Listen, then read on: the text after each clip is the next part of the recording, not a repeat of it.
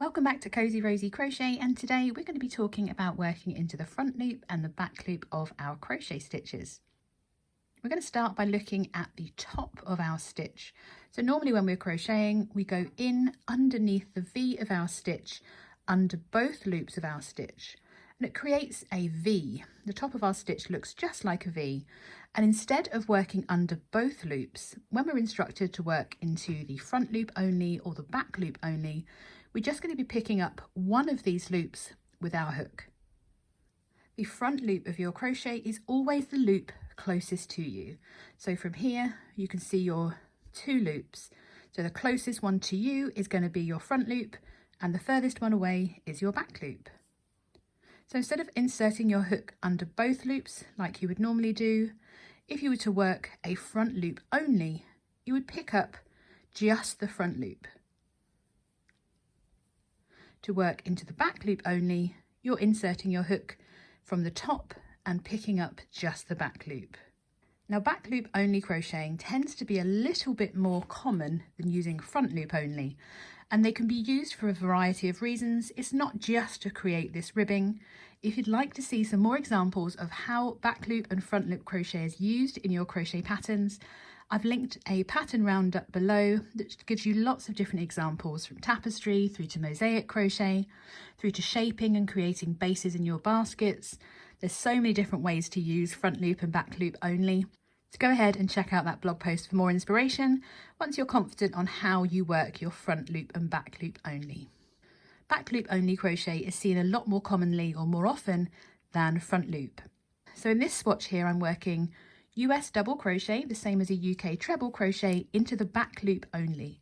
And you can see from these stitches that I've worked, the front loops of the stitch leave behind the look of a ribbing. So to work the stitch, we yarn over as normal, and instead of inserting our hook under both loops, we insert our hook from the top, so we pick up just that back loop of our stitch. So there's the front loop, here's the back loop. So if we push in from the top, it picks up that back loop. We yarn over as normal, yarn over, pull through two, and pull through two to complete. And you would just continue to repeat that as instructed on the crochet pattern that you're following. Might be one stitch, might be the whole row, depending on what you're making. Here we have some back loop only in US single crochet, and you can see that the ribbing produced is a lot smaller, and you'd commonly see this used for cuffs on gloves, hats, and that kind of thing. So the way that we work front loop only crochet is, instead of inserting our hook under both loops of our stitch, we just pick up that front loop that's closest to us by kind of going in the same place, but we just come up between the middle of the stitch and pick up that front loop. So we're going in the same place we would normally. Instead of going straight through, we go through the middle of the stitch and pick up just that front loop. So the only difference when working front loop crochet or back loop crochet is how you insert your hook. If it's for the front loop, you pick up just that front loop only, and you come out, and it comes out in the middle of the stitch. So you go in and just pick up that top loop, and the back loop is left unworked behind. Yarn over and complete your stitch as normal. I'm going to undo that because I'm in the middle of back loop. So for the back loop, you just go kind of through the middle of the stitch just to pick up that back loop and complete your stitch as normal.